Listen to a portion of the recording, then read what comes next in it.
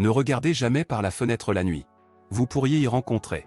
Cher lecteur, es-tu prêt à plonger dans un récit terrifiant qui vous fera frissonner d'horreur?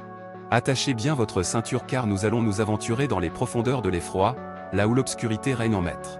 Mais attention, une fois que vous aurez commencé cette histoire, il n'y aura pas de retour en arrière possible. Préparez-vous à faire face à vos pires cauchemars et à découvrir l'effroyable vérité qui se cache derrière la fenêtre de votre chambre. Il était une fois une petite ville tranquille, enveloppée par un voile de mystère et de secrets bien gardés.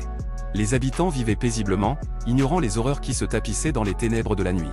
Parmi eux, se trouvaient deux personnages principaux de notre histoire, Sophie, une jeune étudiante de 20 ans et son fidèle compagnon à quatre pattes, Max, un adorable golden retriever.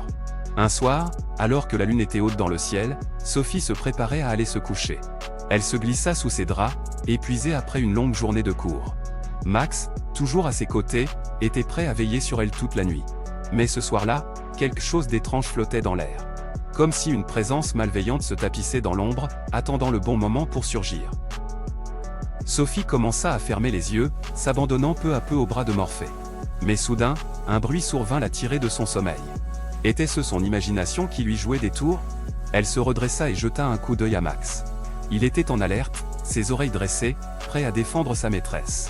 Curieuse et un peu effrayée, Sophie décida de jeter un coup d'œil par la fenêtre. Quelle erreur cela allait s'avérer être. Car ce qu'elle vit là, dépassait l'entendement.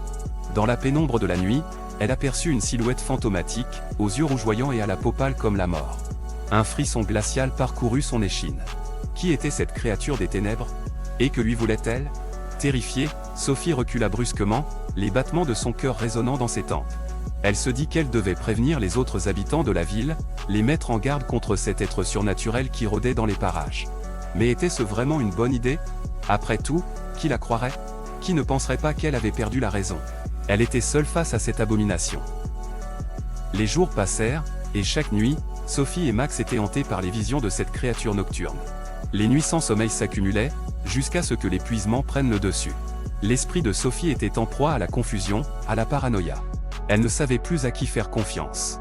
Même Max, son plus fidèle allié, semblait différent, comme s'il était possédé par une force maléfique. Un soir, Sophie décida de chercher des réponses. Elle se rendit à la bibliothèque locale, espérant trouver un livre qui pourrait l'aider à comprendre ce qui se passait. Elle fouilla les étagères, de vieux grimoires poussiéreux, des légendes oubliées et des histoires de monstres terrifiants. Et finalement, elle tomba sur un livre qui éveilla son intérêt.